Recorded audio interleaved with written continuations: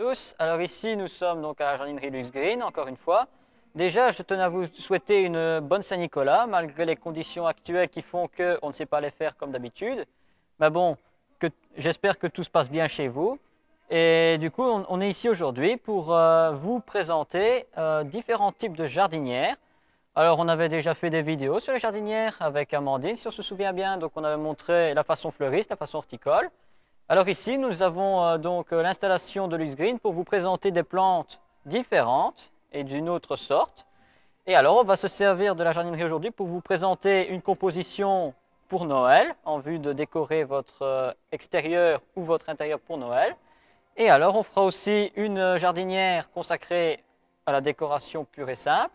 Et alors, une plus spécifique pour ceux qui ont des balcons ou qui n'ont pas de jardin et qui veulent apporter un peu de verdure dans leur extérieur, qui est quand même assez restreint.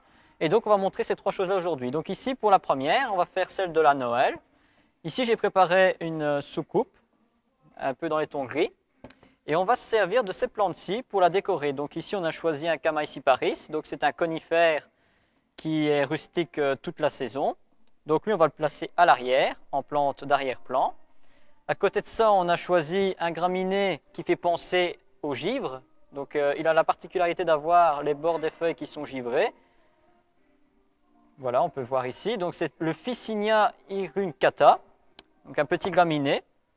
On a choisi ici un lierre qu'on a vaporisé de ouate dessus pour faire penser à la neige qui s'est tombée dessus. Vu que pour le moment en Belgique, la neige, il n'y en a pas vraiment. Alors ça, c'est le simple lierre qu'on utilise bien souvent.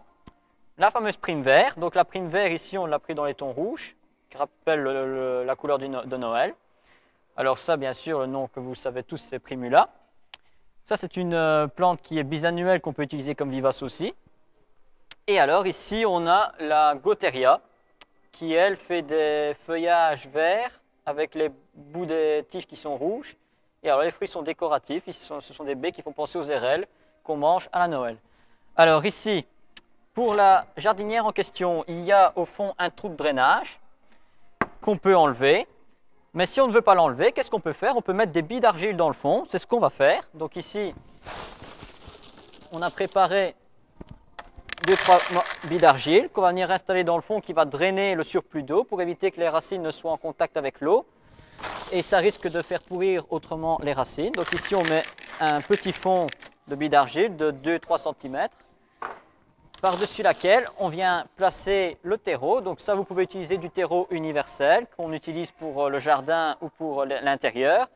Il y a des terreaux qui sont plus spécifiques pour plantes de jardin, etc. C'est à vous de choisir, il y a le choix, qui est disponible bien sûr ici en magasin, comme toutes les plantes qu'on présente et qu'on ne présente pas.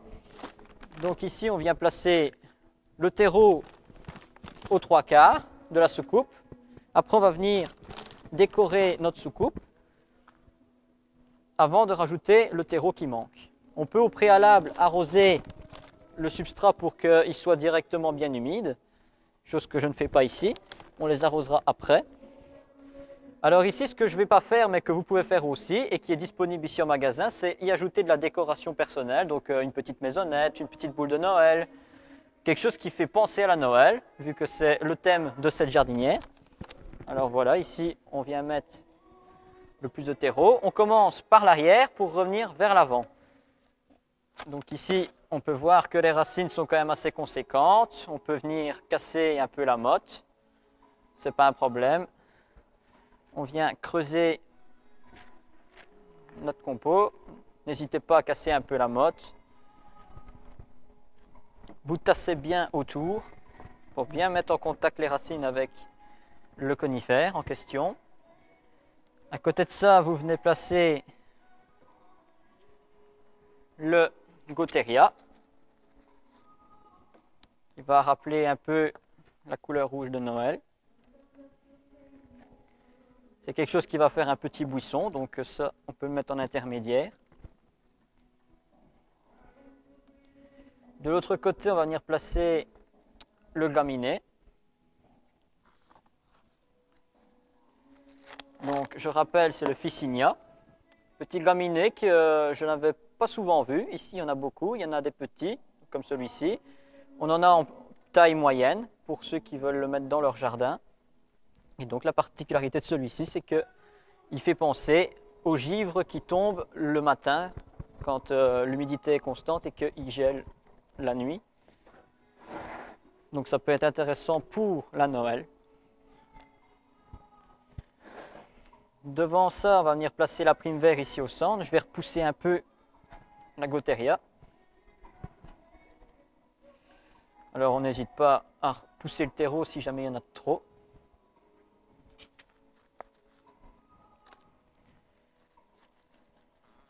On vient placer les feuilles en dessous pour qu'on puisse voir la Gaultheria au-dessus, qu'elle puisse combler toute la place. On vient remettre un peu de terreau et on vient placer le lierre à l'avant. On peut en mettre un, on peut en mettre deux, trois, selon ses envies. Ici, je vais en mettre un au centre et on va l'écarter pour qu'il puisse couvrir le plus possible la surface. Et pour celle-ci, c'est déjà terminé. Alors ça, c'est un exemple. Il y en a d'autres. On vous montrera via des photos qui vont circuler durant la vidéo différents types de jardinières qui ont déjà été faites en jardinerie et qui sont disponibles en dehors de celle-ci. Donc ça, c'est pour celle de Noël. Voilà. Donc on va la mettre de côté et maintenant on va faire celle pour décorer simplement. Voilà, donc ici c'est une jardinière rectangulaire toute simple avec une base en zinc à laquelle on a choisi une pensée à petites fleurs, donc la Viola cornuta qui fait des petites fleurs blanches. On va rester dans les tons blancs et verts. On a choisi un petit carex, un carex everifluo. Donc lui, il va permettre de décorer et de contraster avec le blanc. Donc ça c'est le graminé. À côté de ça, on a choisi une hellebore. Donc l'hellebore, c'est la plante classique qu'on trouve très souvent en période d'hiver et début printemps, car c'est une plante qui fleurit fin de l'automne, début de l'hiver et tout le printemps. Alors ça, vous la retrouvez en différentes couleurs, bien sûr, au feuillage, aux fleurs, etc. Celle-là, ce sera la pièce maîtresse de cette jardinière-ci. À côté de ça, on va mettre un fusain, donc Euonymus fortuneri emerald gaiety. C'est un buisson qui est souvent taillé en artaud-pierre, donc pour faire des formes, qui peut être utilisé facilement. Et alors, un chrysanthème décoratif, qui lui est toujours vivace, donc si vous voulez le récupérer pour l'année prochaine, comme toutes les autres plantes, c'est possible. Donc une fois que votre jardinière est terminée et que l'hiver est passé, vous pouvez les mettre dans votre jardin. Ou alors continuer à combler votre jardinière. Ici, on pourrait mettre aussi des billes d'argile, parce qu'il n'y a pas de trou de drainage. Et c'est ce qu'on va faire pour éviter que les racines dans le fond avec l'eau ne pourrissent. Donc c'est ce qu'on va faire maintenant. Je vais prendre un pot.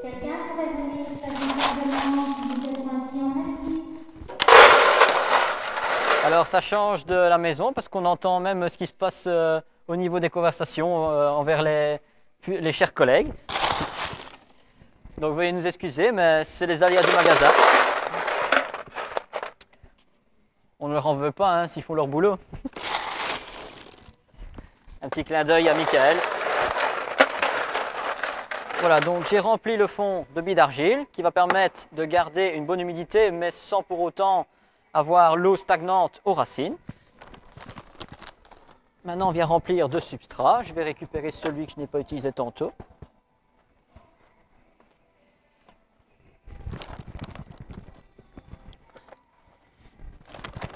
Bien sûr, ça ce sont des exemples, encore une fois. Il y a toutes sortes de formes de jardinières et de compositions à faire. Et tout est possible, tout est imaginable, selon vos goûts, vos préférences. Et bien sûr, tout ça se retrouve ici dans votre magasin favori, qui est Luxe Green, que je recommande fortement. Il y a vraiment un très grand choix de plantes, un très grand choix de produits, de décoration, de matériel. Honnêtement, ça vaut le détour. Et au niveau rapport qualité-prix, c'est assez correct. Donc, ça vaut le déplacement. Et en plus, c'est quand même assez grand, donc vous avez de quoi visiter et passer une belle après-midi ou une belle matinée. Alors ici, on va de gauche à droite. On va essayer donc de mettre les plantes les plus hautes au milieu pour faire un point culminant et les plantes les plus basses sur les côtés, ça fait plus naturel. Maintenant, en fonction des goûts des personnes, il y en a qui préfèrent faire des montagnes russes, ils peuvent, ça c'est en fonction des goûts de tout à chacun. Et puis, il faut tout pour faire un monde. Alors, la pensée est mise. Ensuite, on vient mettre le carex, qui lui va rester de petite taille, que vous pouvez remettre dans votre jardin après. Alors on regarde pour le placer plus ou moins bien. On voit, il contraste bien avec le blanc. Alors ici, j'ai pris 2 couleurs de ton. Vous pouvez faire 3 couleurs, vous pouvez faire 4 couleurs. Ça dépend de vos goûts. Ici, on est quand même dans le simpliste. Pourquoi? Parce que il faut que ça plaise à tout le monde. Voilà les bords. On va casser un peu le dessus de la motte pour que je puisse la descendre. Alors les bords, bien sûr, vous la retrouvez là en fleurs, mais vous pouvez la garder toute l'année dans votre jardin. Attention que ça aime bien les sols légèrement acides et bien drainants. Donc n'hésitez pas à venir mettre des rochers, des petits cailloux pour drainer votre sol si vous la remettez en pleine terre. C'est toujours mieux. Alors ici, on voit le fusain, il a les racines qui passent à travers les trous de drainage. Qu'est-ce que vous faites? Vous venez enlever les racines, vous les abîmez. Franchement, vous y allez franco. Il ne faut pas avoir peur. Le fait de faire ça, ça va permettre à la plante de se ramifier encore plus au niveau du racinaire. Et comme on est en période de repos végétatif, les plantes ne consomment pas beaucoup au niveau de la photosynthèse et elles favorisent plus facilement le développement racinaire. Donc, c'est ce qu'il nous faut ici. Voilà, et on va terminer par le chrysanthème qui va venir fleurir toute la fin du mois d'automne, donc le mois de novembre ici en l'occurrence, le début décembre plutôt. Voilà, donc on essaye de le disposer plus ou moins bien. On vient remettre le substrat autour. Quitte à en mettre partout, c'est pas grave, on passera un coup de balai après.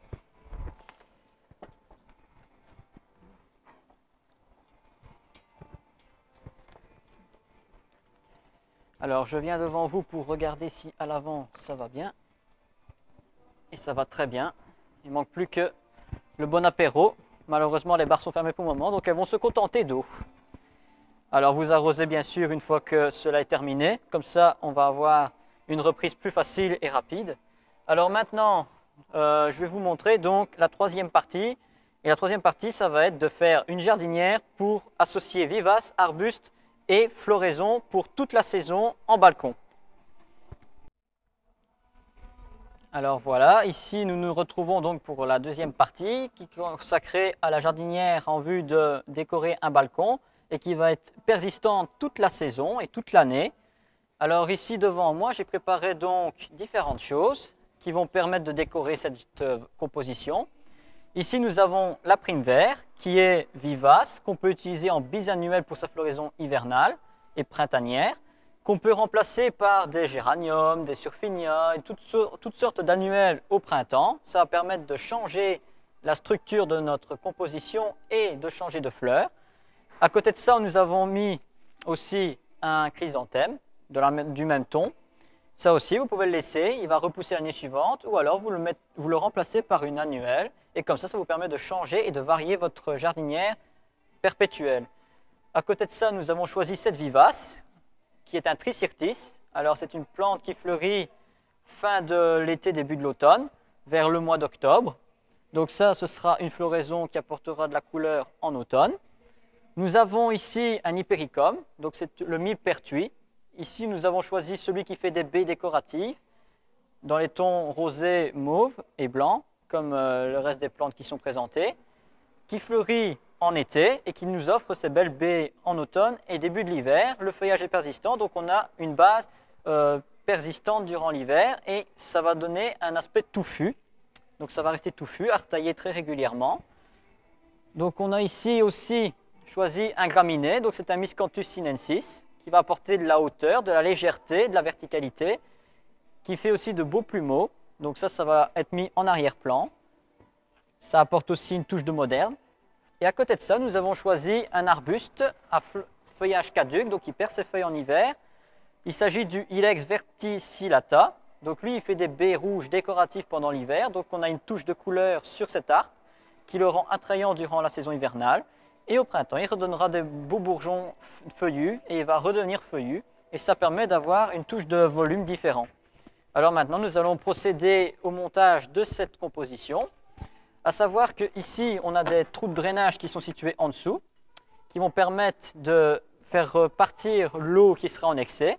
Mais malgré ça, on va quand même mettre des billes d'argile dans le fond pour pouvoir gagner une surface de terreau et pour que les racines, à long terme, en sachant que ces plantes-là vont rester là longtemps, ça va permettre aux racines d'avoir une base avec une base un peu comme dans la nature où on a des rochers qui sont situés toujours en dessous de la surface de la terre et qui va donner un aspect plus naturel.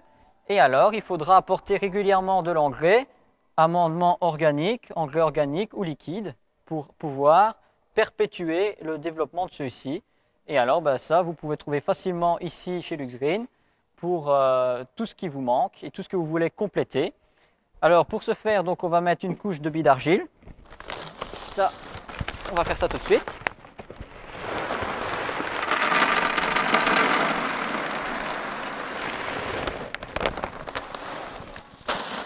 Alors, la couche, elle est constituée de billes d'argile sur 5 cm, pas plus. C'est vraiment pour surfacer la partie inférieure du pot. Et par-dessus, on va venir mettre tout le terreau dont on a besoin. Alors, ici, vous pouvez faire un mélange. Ici, pour la vidéo, on va faire seulement du terreau universel. Mais si vous êtes à la maison et que vous voulez faire un mélange, vous pouvez mélanger terre de universel terreau. Vous pouvez mélanger un peu de terre de jardin pour pouvoir alléger un peu l'ensemble. Et alors, en jardinerie, on trouve aussi des terreaux de plantation qui sont plus adaptés et plus sableux, qui va permettre d'avoir un beau drainage et d'avoir une belle structure au niveau du sol. Vous pouvez mélanger les trois ou vous pouvez faire que seulement du terreau universel. Maintenant, il existe plusieurs types de terreaux que vous trouverez ici en jardinerie. N'hésitez pas à demander conseil si jamais vous ne savez pas exactement quoi faire. Il y a des personnes qui sont ici présentes pour vous renseigner et vous conseiller au mieux selon vos goûts et vos envies. Donc ici, on vient mettre le terreau en suffisance, qu'on va venir bien humidifier après, en l'occurrence. Alors, je ne vais pas en mettre plus. Pourquoi? Parce qu'on a quand même des grosses mottes. Et le fait de mettre les plantes dans le contenant, vous allez voir, le terreau va vite remonter. Donc ici, on vient placer les plus grosses plantes à l'arrière en premier. Je vais commencer par l'ilex. Alors ici, on voit, il a une belle motte. Alors, on peut enlever l'étiquette, ce n'est pas utile. On vient choisir l'emplacement le mieux, le moins gênant. Donc ici, j'ai envie d'avoir quelque chose de droit là pour pouvoir mettre autre chose. Donc je vais tout faire pour avoir la partie ici libre. Donc ici, on vient remettre un peu de terreau dans le fond parce qu'on se rend compte qu'il y en a trop. Voilà. On vient replacer le terreau de chaque côté pour bien le couvrir. Voilà, on vient placer ensuite le trichirtis. Donc le trichirtis ici, il est petit, il n'a pas de fleurs, donc les fleurs vous les verrez sur des photos. Je vais le mettre ici au milieu, derrière. Pourquoi? Parce que c'est une plante qui monte en hauteur. Elle va monter aussi haut que l'arbuste, voire même plus. Ça va donner de la hauteur en plus et du coup ça va permettre d'avoir des volumes et des hauteurs différentes. Vous allez voir ici le système racinaire est quand même assez conséquent. Ça fait des grosses racines. D'ailleurs, j'arrive même pas à l'enlever de la motte. Je vais essayer de faire ça. Je préfère prendre 5 minutes pour bien l'enlever. Voilà. Ici, on a les racines. Alors, on voit, ça fait des racines traçantes avec des petits rhizomes, on va dire. Et ces petits rhizomes, ce sont les futures pousses pour l'année prochaine. Ici, on en voit 2-3. Donc, c'est une plante qui va s'élargir en largeur.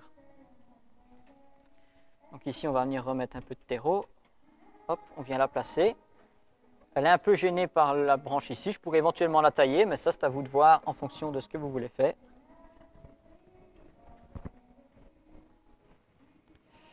Ici, dans le fond, on va venir placer notre graminée qui va prendre toute la place arrière.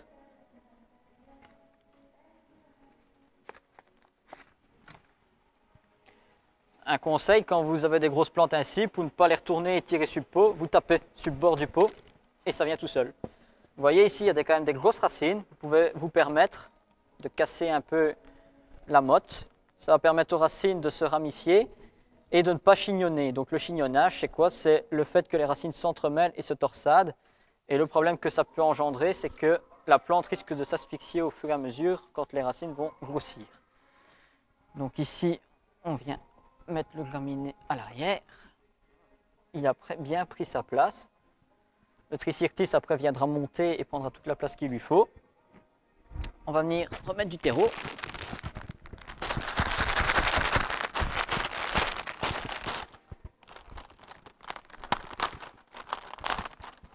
Alors bien sûr, quand je parlais tout à l'heure de l'amendement, qu'est-ce que vous faites? Ici, en l'occurrence, vous mettez le terreau universel, vous pouvez le compléter avec un engrais organique donc qui se trouve en microgranules.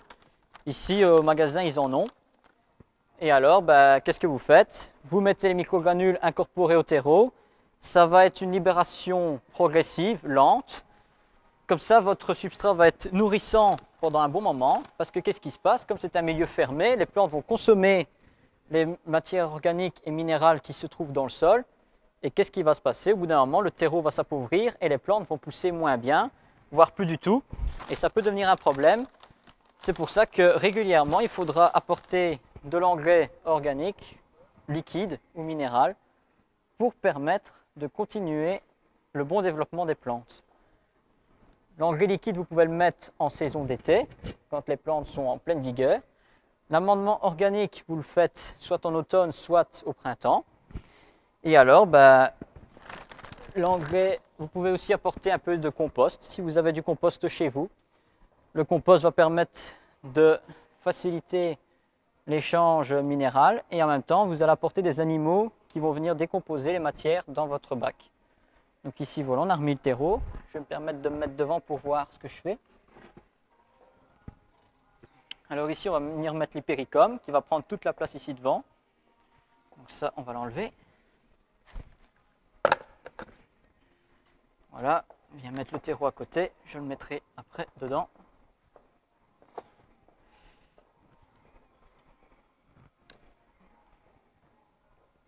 On vient le placer, on vient le présenter. On peut même le basculer pour qu'il vienne retomber légèrement. Comme ça, on oblige la plante à pousser en retombant. Ça donne un peu un effet cascade, ça peut être joli. Et en même temps, ça permet de ne pas cacher les plantes qui sont derrière. Toujours important quand vous faites une composition pareille, c'est qu'il faut que vous fassiez en sorte que les plantes n'aient pas trop de concurrence entre elles. Donc il faut toujours associer plantes plus hautes, qui poussent plus haut, plantes qui poussent en buisson, plantes qui retombent. Comme ça, chacune a ses proportions, ses lumières. Et ça évite qu'elles se fassent de la concurrence et risquer peut-être d'en perdre dans l'aventure. Donc ça, il faut faire attention. La prime vert, on va venir l'installer ici pour bien décorer la partie graminée qui va être cachée du coup par le feuillage de la prime vert. Avec l'arrosage, les petites particules de terre qui sont sur les pétales de fleurs vont partir. Ce n'est pas un problème. Et alors ici, on vient placer le chrysanthème. Et c'est ce qui va terminer la composition de notre jardinière perpétuelle. Après, ce que je vais faire, donc ici, je vais remettre du terreau où ce qu'il faut. Et alors, ce que vous pouvez faire aussi, pour rendre un effet plus fini, vous venez placer des petits copeaux de bois. Ces petits copeaux vont se décomposer au fur et à mesure, apporter de la matière nutritive aux plantes, et en même temps, ça permet de garder une humidité dans le sol que vous aurez moins arrosé. Et en même temps, ça permet aussi d'éviter l'attaque de plantes adventices qui vont se développer malgré le fait que ce soit en bac, parce que les graines volent, etc. Donc ici, on va venir finir de faire la composition, on va la décorer. Je vais ranger en même temps les pots, etc. Donc voilà, ici, ce sont quelques exemples de jardinières. Il y en a d'autres que vous verrez sur des photos ultérieures. Donc ici, on a la grande, que je vais placer, si j'y arrive. Essayez de la faire quand vous êtes sûr de l'emplacement pour éviter les problèmes de poids.